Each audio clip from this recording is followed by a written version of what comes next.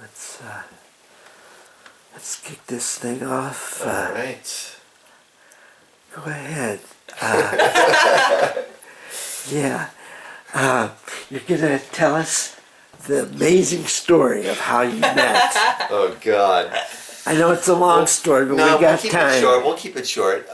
So what year was that? That was like 2000. You got here in 2002, right? Yes. Yeah. So I think it was. No, I got here in 2001. One. Okay.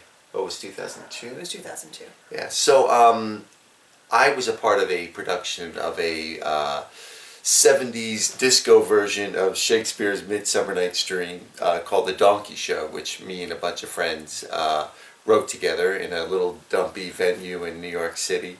And we did it for fun. I mean, we thought we would maybe, run for 2 weeks and invite, all our friends and just have this kind of one-off blast. And anyway, the show wound up taking off, getting picked up by a producer. It went to London, Scotland, France, and I got to do the show out there for 2 years. And we were doing it in New York City for 8 years.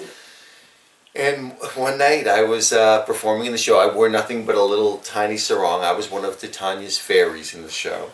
Cobweb. Cobweb. Just to give you an idea, we took Midsummer Night's Dream out of the forest and we put it into, what you might consider a similar environment, a disco. It's dark, it's mysterious, there's the potential for mistaken identity.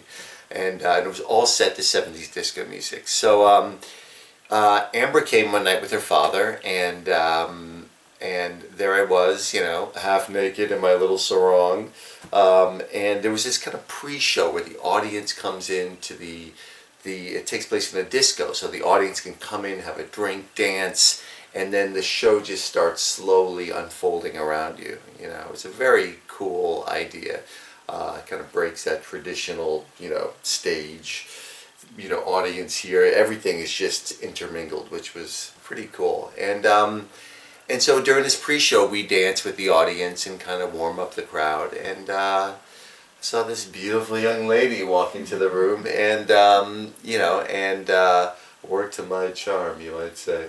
Well, I mean, realistically, I saw Amber, and everybody usually thought that the fairies were homosexuals because we were all very flamboyant and, And they wore a lot of makeup and a lot glitter. of makeup and glitter. Yeah. And but I saw Amber and I thought, wow, that is a good-looking woman. And so we danced a little bit, but I knew that the way maybe to her heart was to get to her mother first. And so she was there with it was her stepmom and her father.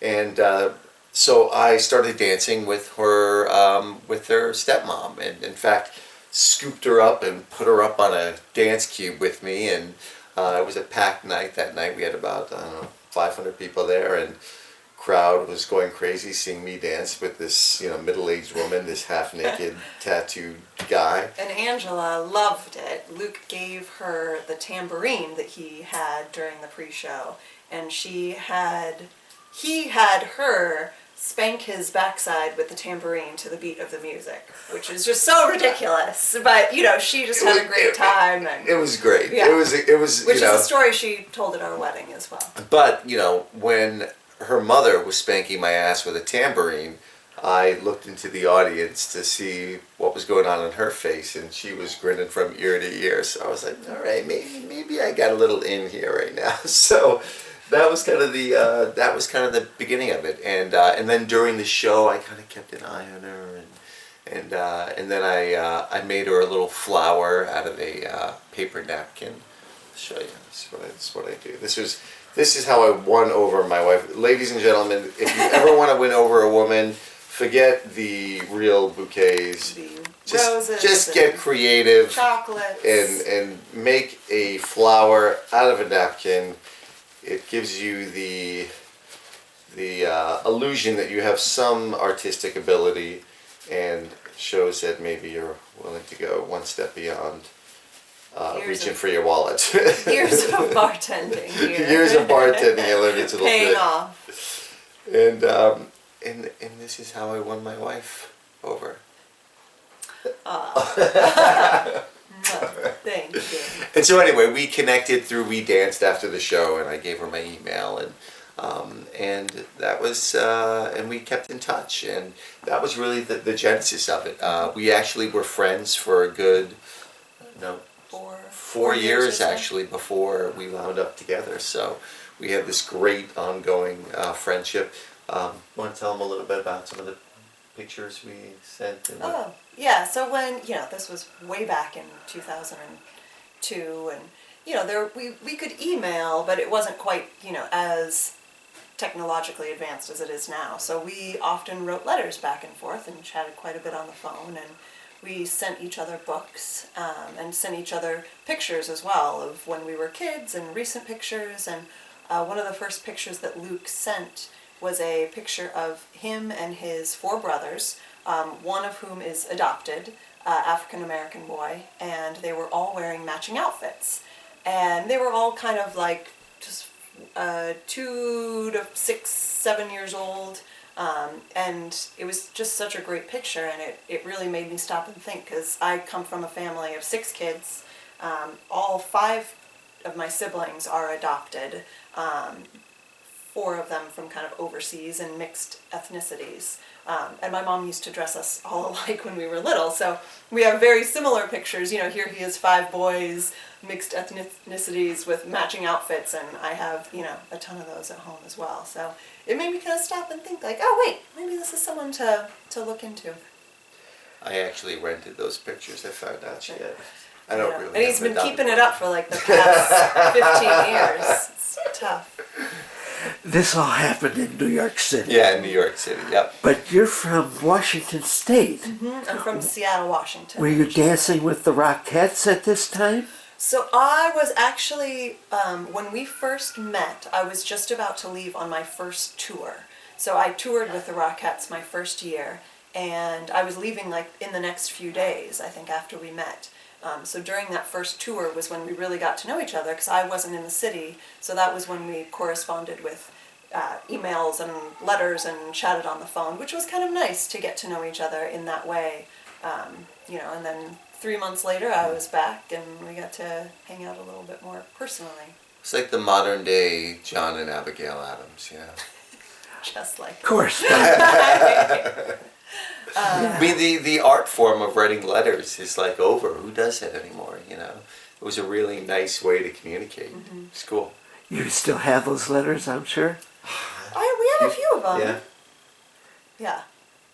I want to see them. I do. They're in the apartment in New York. I've come across some of them recently. Cool. Yes. In one of those boxes. You mentioned you were a bartender. Mm-hmm.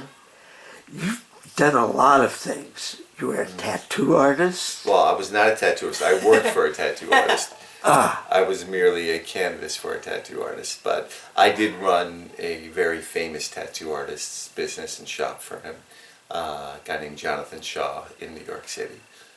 So yeah, so that was one of my various jobs that I did for a long time.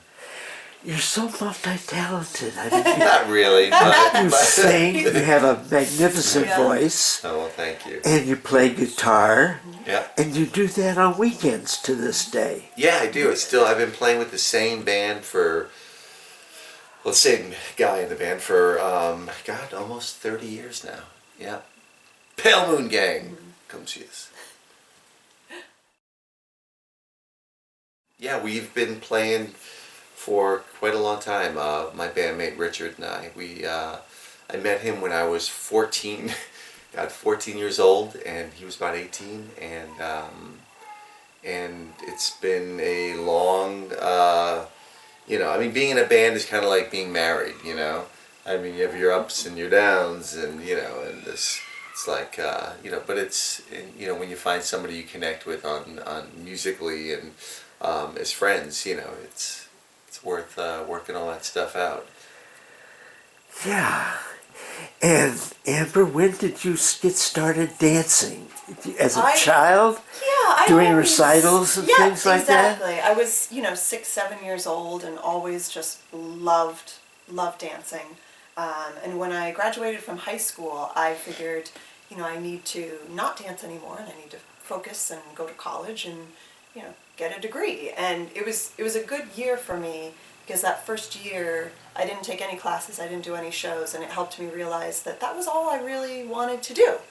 So I changed my path a little bit. I stayed in Seattle, finished out school at University of Washington, and have a degree in psychology and philosophy. But I did a lot of dance and theater throughout the rest of my college, and always kind of had a plan to move to New York City to audition and work in musical theater, which I did for many years, and I still work in theater here up in this area. But in New York City, I toured nationally with Cats, with Crazy for You, with Funny Girl, did some regional productions as well, and I was with the Rockettes for 7-8 years, performing at Radio City Music Hall and all over the U.S., which was pretty amazing.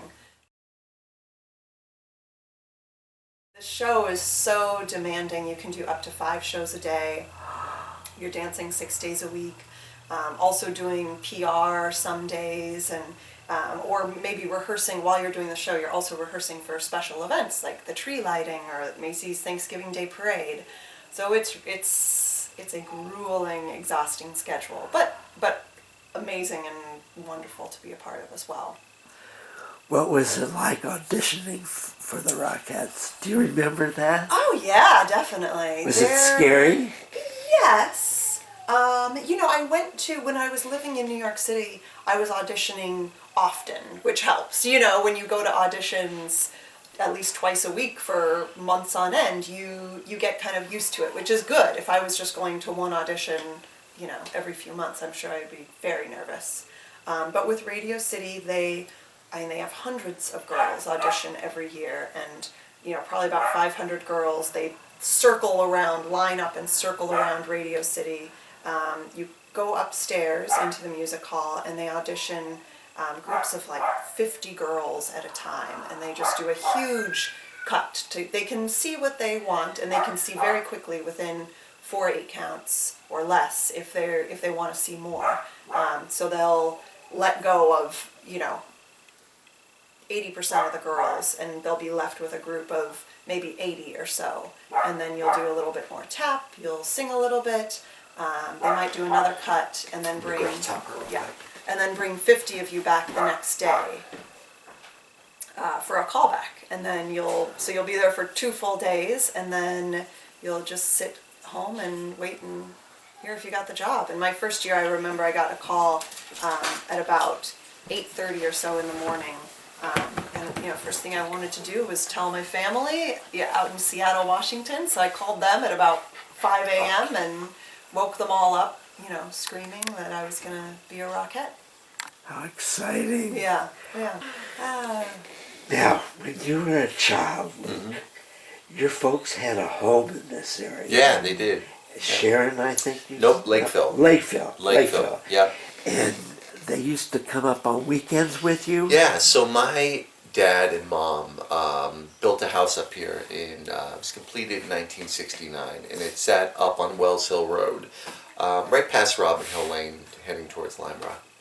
And it was this crazy, like all glass, really geometric, like cubist looking house. It was done by a guy named Peter Eisenman, who is now like a world famous architect. It was one of 5 of his guinea pig houses that really made him a superstar in the architect world. And the house turned out to be a total nightmare. I mean, it was built for California. It had a flat roof. It leaked from day one, but it was this, for the time that it lasted, I mean, it was an amazing place to spend summers. And we come up here during the summertime, and we would terrorize Lakeville, and we made a ton of great friends, and I always remained connected to Lakeville and to my friendships here, and always said that one day I wanted to come back. I thought I'd come back and have a weekend place. I didn't realize I'd ever be here living full time with 2 kids. But and originally we were weekenders, and then that is true. They became longer weekends and even longer weekends. And life is just it's easy up here. It's easy to breathe. There's a lot of space, a lot of room, and you just don't get that in New York City. And I think we both are more drawn to this area now. Yeah. Do you spend a lot of time in New York these days? We go back in, it kind of depends on the week and the projects that we're doing up here and business-wise with our tour company in the city. Yeah. We go in every week or every other week for a few nights.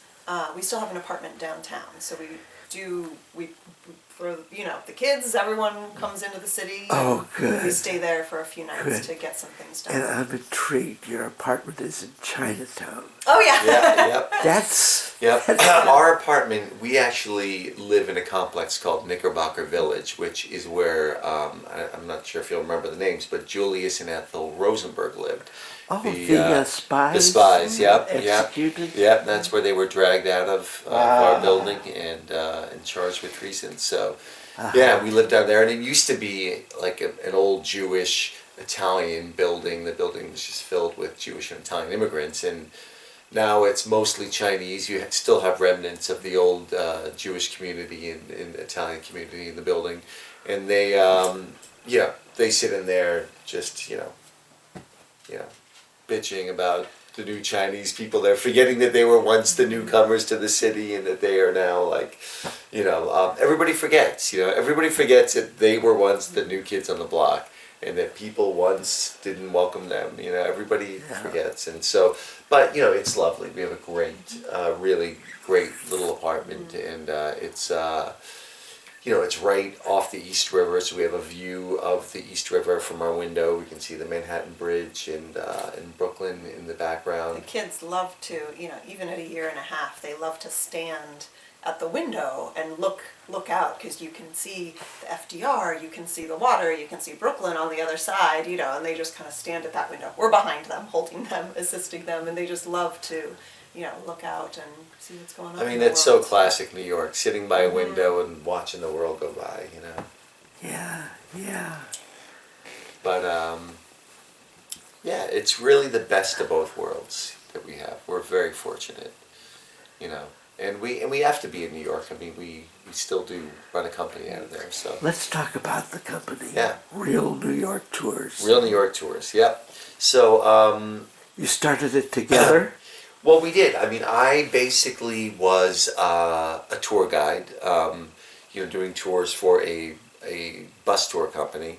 I mean, if you want to go back even a little further, I was a miserable employee at a company doing lighting design, and I was like, not the job for me. But you weren't actually doing lighting design. It was a lighting design Yeah, company. You I were was, doing yeah. like the bookkeeping. Yeah, it was, Which yeah. Luke has many, many strengths, and bookkeeping is like, would be way down on the list 2 somewhere. + 2 is 5.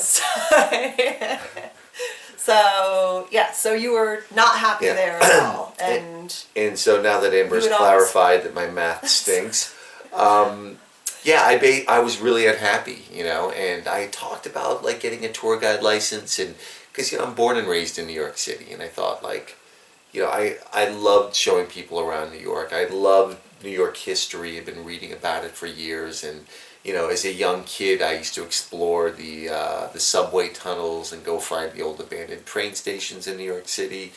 We used to go search for Indian caves in Central Park. I mean, it was kind of like the urban Huckleberry Finn, for kids growing up in New York. You have this massive urban setting with all sorts of great adventures to be had, So I just thought, like, being a tour guide might be a really cool gig. So I'm working this miserable job, and Amber just said, hey, stop complaining, do something about it. Like, either start training for your tour guide license or stop coming home and talking about it, which is kind of what I needed to hear. So I did that, and got my license, started working for another company doing bus tours, and just quickly realized that that's just not the way to see New York. Like, seeing New York, we always use the comparison to like seeing New York from the top of a bus is like going to the aquarium. You're seeing everything from a safe distance, where if you do it by subway and foot, the way New Yorkers do it every day, it's like scuba diving. You're in the thick of it, you're in the belly of the beast, and you can really get a more local, immersive perspective of the city. So that was the idea, was to create a more real experience for people that really wanted to see New York City and its neighborhoods, not just the iconic stuff, but like real neighborhoods where real people live, and where the hidden gems were, the cracks, the crevices of New York, and hence the name Real New York Tours. So That's 2007, so we've had that company now for 10 years, which is... And so Amber was really the catalyst to give me that kick in the ass to get things going. And can I say ass? And then it was, and then it started with just me hoping to pay the rent. I mean, I didn't think it was going to grow to the level that it's grown to, but it just kind of kept moving forward. And I mean, we would do things that were non-traditional. Our traditional companies weren't doing. I mean, we bring women also like, in families back to our apartment to see what a New York City apartment looked like. We would let people come over to breastfeed if they had an infant. Yeah, I mean, it was we wanted people to feel like they were hanging out with a friend or family. We also wanted to create, when we needed more than just you as a tour guide, and we started bringing in other tour guides. We really wanted to create a family. And that means treating people with respect and listening to them and also paying them well. And, I think we have been able to do that. And we, have the first person that we brought on 10 years ago is still working with us. And the turnover rate at our company is practically zero. I mean, we've, lost one or two people throughout the years because they've moved on or moved away. But, pretty much everyone that started with us is still with us, which is pretty wonderful. You have about 13 tour guides? 13 roughly. Yeah. We have some that go away for the summers, come back, or people that, actors that find gigs and come back. I love taking people down to Chinatown, and the reason why being that it's, that part of the city is still relatively intact, and it hasn't been totally gentrified. Although they are building new buildings down there now, you still have those great old tenements down there. And many of those streets have been there since they were, initially laid out. So, we take people down to Pell Street and Doyer Street, which is old Chinatown, original Chinatown. And that is where a lot of the Tong Wars, the gang wars, specifically between the Hip Sing and the Ong Leong, took place. They were two Chinese rival organizations, Tongs, and what they're referred to. They're, back in China, they would have been called triads. And in China, they were like little mini mafias set up to help overthrow the ruling dynasties in China. When the Chinese came to New York, they set up these organizations called Tongs. And initially, they were meant to help people assimilate, find work. But they eventually got involved in all sorts of criminal activity, racketeering, extortion, prostitution, the opium trade, and they started warring down there for territorial rights. This was in the 20s, 30s? This was at the turn of the 20th century. Yeah, so leading anywhere from 1900 leading up into the 1930s, and but some of the major Tong Wars happened definitely around 1909 to between those first 10 years of the 20th century. Some of the bloodiest happened, and so this little tiny street, Doyer Street, is this strange little curved street. It's a short little block, and it became nicknamed the Bloody Angle because it was on that block that a lot of those gang wars happened. And what's so cool about that area is that people can see what they see on the surface, which is really cool. But underneath those streets is this maze of tunnels that the Chinese used to, smuggle opium, to literally drag dead bodies through there after their gang fights. They would fight each other down there. They would literally, go down there, and it was so maze-like that they could hide behind, corners and have the element of surprise. And those tunnels still exist there in New York City underneath the streets. You did a wonderful thing recently inviting Syrian refugees on your tours. Yeah. How did that? I think you were on The View. Yeah, we did an episode ABC, on The View, and the New York Times picked up in the story, which was really cool. Yeah. Well, I think, Amber and I were just, we were just pretty disheartened by like all that was going on, with the crisis in Syria, and wanted to do something to kind of counteract our feeling of helplessness.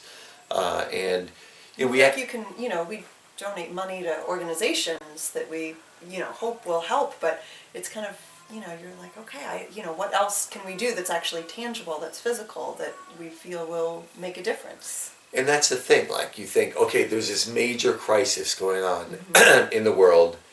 We're like two people, what do we do? And then that's kind of when we had like that little aha moment. Oh, do what you do every day, do what you do best. And that is welcoming people to New York City. So we reached out to an organization called ICNA Relief, and they are a Muslim American charitable organization that does disaster relief. And we just presented this to them. They deal with Syrian refugees that are settling in the tri-state area, and we said, look, we would love to offer a free tour to some of your new refugees that are settling in New York, to help them to get to know New York. And we thought maybe we'd have like, I don't know, a couple families want to do it. 150 people signed up. Good. And we were like, holy crap, 150, how are we going to do this? And so we... And most of them were based in the New Jersey area, so we had to figure out how to get them into Manhattan from New Jersey and, provide lunch and whatever else they needed for the day. MTA cards for the day. I mean, Yeah, it was... Subway. Yeah, I mean, we donated our tours, we donated our, our time, but we had to raise money to pay for their transportation from New Jersey into New York, and then for their subway for the day and for lunch. So we started the GoFundMe campaign, and we toured 30 people a day in two groups of 15, so we can keep our groups nice and small for a 5-day period. And it was incredible. I mean, it was an amazing experience. I mean, we met some of the most wonderful people. And you think that like, we have all these major cultural differences, but when you meet people just on a human level, you realize that we are so much more alike than we are different. Yeah. Do they speak English? No, we had to also get translators. Yeah. Yeah. Some spoke a little bit, but no, we had to get translators. And I expected, they've been through so much. I think I expected a little bit more of a somber, feel to the group, but they're happy to be, here. They're happy to be out for the day in Manhattan. Yeah. The kids are just kids, and Luke's doing these and magic tricks for them, and they love it. And the teenagers are kind of like two cool teenagers. Yeah, and they're the just like every other teenager. Yeah, it was really, and even though they don't speak English necessarily, you find ways to communicate. Yeah, and I think the kids were just the greatest part of it. I mean, And we brought our kids. We brought our on a kids tour to as meet well, their kids, and I mean, Syrian children they're just beautiful. They have dark hair, light eyes. I mean, and these kids were just by our side the whole time. Just you'd be walking, they'd come to you, tickle you, and they just wanted to, they just wanted to play. They were just amazing kids. One of my favorite moments was, and this happened just about every single day. I toured with them every day. When we got to Battery Park to go see the Statue of Liberty, the moment we turned that corner of Battery Park and they saw the Statue of Liberty out in the harbor, the kids all went running to the water's edge to see the Statue of Liberty. I mean, it practically brought tears to our eyes, because we take the Statue of Liberty for granted. We know it's this iconic symbol of freedom and liberty, and when I go to IKEA, I take a ferry that goes right past the Statue of Liberty, which is so silly, but it always... And she sits on Facebook on her cell phone. No, I don't. I appreciate it. Yeah. But as New Yorkers, sometimes you see it every day, and you don't necessarily think about what it means. Yeah. We also took them, we decided we wanted to take the kids on their first carousel ride, while in New York City. So we were going to be in Central Park. We took them to the Central Park Zoo, and then we took them to the carousel. Now, I didn't realize that the carousel in Central Park was leased by Donald Trump. So we had this kind of dilemma of like, all right, do we take them on this carousel that, is leased by the guy who just trying to keep them out of here. And then we thought, yes, absolutely, we take them on that carousel. In fact, it's in some way it was like divine justice that these kids get to get their first carousel ride on Trump's back, and it was beautiful. I mean, it was really great.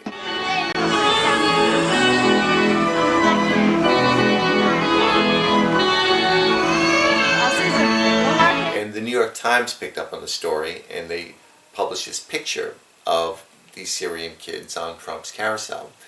And the next day after the Times article came out, we went back with our next group, and the only sign on the carousel that said Donald Trump was taken off. And I asked the guy, well, what happened to the sign? He said, I don't know, we got a call, say take the sign down immediately. A couple days later, a new sign went up that just said carousel.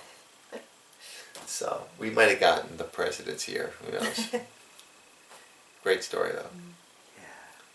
So yeah, and I think that our like goal in all this really shifted as it started, because initially I was like, all right, I want to give them a tour about cultural diversity and immigration in New York. I want them to know why New York is this cultural melting pot, why it's the greatest city in the world, And, quickly we learned that these people don't really want to be reminded that they're immigrants, They want to feel normal, They just want a day out with their families. They just want to enjoy a day with their kids. Yeah. They don't, Yeah. a lecture on, as interesting as the stories are, they want to run around the boulders of Central Park and... Yeah. Yeah, that was also cool too. The kids were most drawn to the bedrock in Central Park. Like every time we went in, they would climb all over. It's called Manhattan Schist. Climb all over the Manhattan Schist, and it was so cool because I watched them and I realized that the thing that they are most drawn to in this city was really, truly the only natural thing in this city. Was our bedrock, the foundation of the city, the thing that, has allowed us to shoot for the sky in New York City, and that was the thing, the oldest, most natural thing in New York. They found the simplest thing they found the most joy with. It was really cool. What would you like to talk about? I've been asking questions. I've just about run out. Yeah, I mean, God, there's so much to talk about. I mean, we could go on forever. Go ahead. Do you want to talk about some of the history of this house? Yeah. Yeah, good.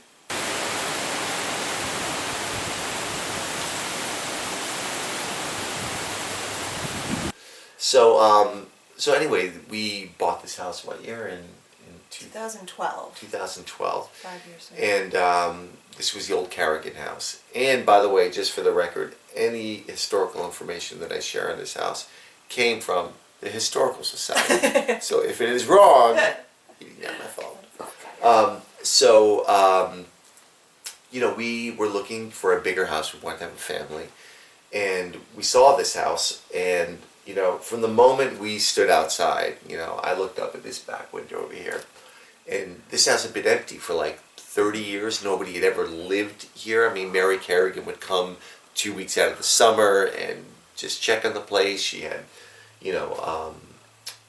neighbors come in and keep an eye on the place, but nobody had really lived here. So, and I just felt the house calling us immediately. I felt this house just saying, please come, like, bring me life, bring me children, like, please, give me something to continue keeping this place standing for.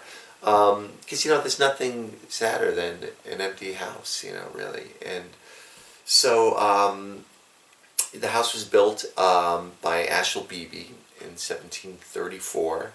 And it was, Ashel Beebe was definitely a person of means. And Ashel was I'm not sure exactly what his rank was, but from what I read, he was a high-ranking officer of some sort during the American Revolution. And there's a great story that after the Revolution, there was a big grand ball that they had here in the house, where they invited not only, neighbors from around here that were, loyal to the Sons of Liberty in the Revolution, but they also invited people that had been loyal to the crown, because Ashel Bibi was obviously had a lot of wisdom to know that the war is over. We're going to be have to live with our neighbors here, and let's start right here and right now, So they had this party here in the house for both sides, and they found, I don't know if it was a diary or just the writings of somebody that was related to Ashel Bibi, a young girl that was here, and she wrote about how she danced with a British officer, and that he was so gentle and had this, she had this tender moment with him, and what a revelation that must have been, that here you have this, this young girl who I'm sure was told that the British were pillagers and thieves and rapists and murderers, and here she gets to have this very human moment with, with the enemy, and so it was very cool. And so when we bought the house, it was really, it was pretty It was run down. rough. It was rough, you might say. It had been closed up for years, so there was mildew on the walls, paint was peeling. We also really made a decision early on that we wanted this house, but we were ahead of budget, and we just, but we wanted it. So, and it was a little over our price range, and we took the time to It needed write. a lot of work. Yeah, it needed a lot of work. So we knew we'd need some money, Yeah. for the paint job, and Yeah, but we wrote a letter to Mary Kerrigan, who was the woman that owned the place, and and it was a very honest letter, just saying like, look, we are a young couple that wants to have a family, and we are not looking to fix this up and flip it. We want to build a life here in this house, and it was just a very sincere letter that I think moved her, and she gave us the house at the price that we asked for. So we picked up the floor in the dining room. Originally there were, in the dining room and also in this room, the keeping room that we're in now, there were skinny fir flooring that probably went in during the Victorian era, because that was in style at that time. And we weren't sure, because you never know when you start pulling up floorboards what you're going to find. And we just weren't sure. So we weren't originally going to pick up the floors in there. And when we were painting, there was a bookcase that got built in but wasn't original to the house. So we ended up pulling that out. And under that bookcase, you could see a section of the old original floors in the dining room, which are like, 20 inches wide. These boards, they don't make them like that anymore. And so we started, we put the piano on coasters and casters or whatever they're called, and started moving that around and pulling up all the fir floors. And the same flooring was in here, so we started pulling the floorboards up in here, but what was underneath was not the same. So we ended up taking floorboards out of the attic, which we were pulling out anyway to insulate, and we put those boards is what is now down on this keeping room floor. In colonial days, this wasn't the living room, it was a keeping room? this was the key. Would have been the kitchen, really. Yeah. The kitchen. Yeah, But it would have been, the family- front two parlors would have been where they, entertained and formally greeted people and hosted people, where the big fireplace was always running. It kept this room warm. They would cook in here. It was where they kept the family. So in a way it was the living room as well, but not the formal, As we when think people of it, came yeah. over, yeah. And that room over there is often referred to as the birthing room. That is where people would give birth, and that is where people would also move on, where they pass on. This was before we put our relatives in nursing homes and hospices. People died at home, so that room is seen quite a bit as well. It's great because you can look in these books of, colonial homes, and this layout or something very similar shows up often. You had the center chimney with the fireplace on three sides, the two parlors, the keeping room, and then a pantry and the birthing room. And that, this setup and that style of rooms and flow is often how homes were built. There's also a secret stairwell as well that leads from the store out of the keeping room upstairs. And you know, I don't know how factual it is, but I spoke to a few old timers that said that you know, these stairwells were often used in case of Indian attacks as another way to get out of the house. They later on would have been used by the servants, but so cool to find these little, you know, hidden spots of the house and parts you never even knew were there.